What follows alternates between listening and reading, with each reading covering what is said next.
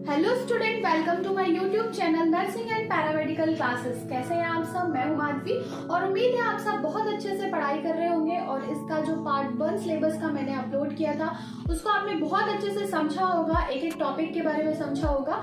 तो स्टूडेंट, ये जो हम सिलेबस का पार्ट 2 डिस्कस करने जा रहे हैं, इसमें भी बहुत इंपॉर्टेंट टॉपिक्स दिए गए हैं जिसके बारे में आपको स्टडी करना है और गवर्नमेंट एग्जाम आपको क्वालिफाई करना है और एक गवर्नमेंट पोस्ट आपको लेना है। ठीक है स्टूडेंट, अब ये जो सिलेबस है, ऑल सिलेबस के बाद जब all syllabus part 1 part 2 videos upload हो गई हैं, इसके बाद स्टूडेंट आपको सिलेबस से रिलेटेड या जो भी ओटी के टॉपिक्स हैं या नर्सिंग के टॉपिक्स हैं या आपको नर्सिंग का सिलेबस चाहिए या बीएमएलटी डीएमएलटी का सिलेबस चाहिए, तो आप कमेंट बॉक्स में कमेंट करें। मैं आपको ऑल जितने भी वैकेंसीज है, ऑल वैकेंसीज का सिलेबस मैं आपको प्रोवाइड कराऊंगी, जो आपके लिए बहुत ज्यादा हेल्पफुल रहेगा। ठीक है स्टूडेंट, तो इसका जो 12 पॉइंट था हमारे सिलेबस का, वो था प्रिपरेशन ऑफ सर्जिकल फील्ड्स। ठीक है, आपको सर्जिकल फील्ड को किस तरीके से प्रिपेयर करना है। सर्जिकल फील्ड का मतलब होता है जहां पे पेशेंट्स को आपको ओटी में सर्जरी के लिए लेना है। अब सर्जिकल फील्ड में आपका रिकवरी रूम भी आता है, ऑटोक्लेविंग एरिया भी आता है,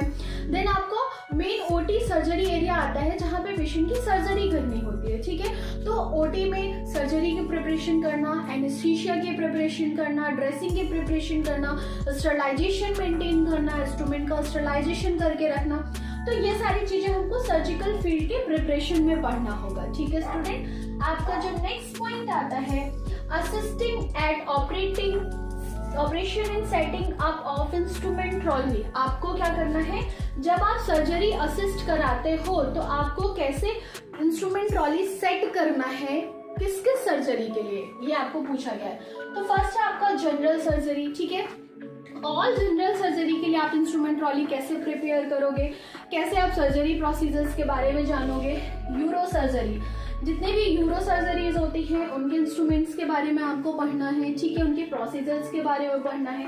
गैस्ट्रो इंटेस्टाइनल सर्जरीज की प्रोसीजर्स के बारे में पढ़ना है, इंस्ट्रूमेंट्स के बारे में पढ़ना है। नेक्स्ट आता है न्यूरो सर्जरी, ब्रेन्स की न्यूरो जो सर्जरीज होती है, न्यूरो सर्जरी कौन कौन सी होती हैं, उनमें कौन कौन से इंस्ट्रूमेंट का यूज किया जाता है। कार्डियोवास्कुलर सर्जरी, हार्ट की जितनी भी सर्जरीज होती हैं, ऑल सर्जरीज के बारे में पढ़ना है।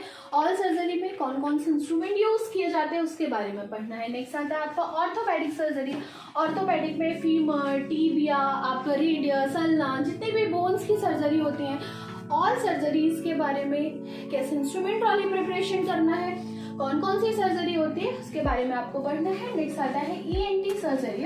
ईएनटी का फुल फॉर्म होता है बेटा ear, nose and throat surgery. ठीक है, कान, नाक और गले की सर्जरी। ठीक है, ये सर्जरीज के बारे में आपको पढ़ना है। नेक्स्ट आता है गायनेकोलॉजिकल एंड ऑब्स्टेट्रिक सर्जरी। ठीक है, जितने भी गायनेकोलॉजिकल सर्जरीज होती हैं, फॉर एग्जांपल जितनी भी फीमेल सर्जरी होती हैं, आपका हिस्टेक्टमी हो गया, नॉर्मल डिलीवरी हो गया, सिजेरियन सेक्शन हो गया, ये जितनी भी सर्जरीज होती हैं, मायोमेक्टमी सर्जरी हो गई, इसमें कौन कौन से इंस्ट्रूमेंट का यूज किया जाता है, प्रोसीजर क्या होती है, इसके बारे में हमको जानना है।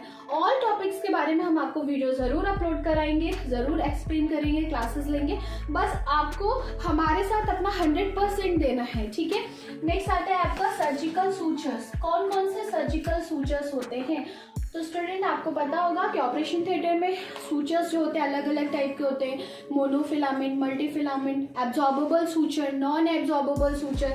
देन एब्जॉर्बेबल सूचर कौन से होते हैं, नॉन एब्जॉर्बेबल सूचर कौन से होते हैं, इसके बारे में हम आपको पढ़ेंगे। ठीक है, पढ़ाएंगे और आपको पढ़ना भी है। ठीक है, एब्जॉर्बेबल सूचर में जैसे वाइक्यूल हो गया, पीडीएस हो गया, नॉन एब्जॉर्बेबल में सेल, कैथिलोन, प्रोलिन, ये जितने भी सूचर्स हैं इनके बारे में हम पढ़ेंगे। ठीक है, नेक्स्ट आता है कलेक्शन ऑफ स्पेसिमेन। बहुत इंपॉर्टेंट टॉपिक है।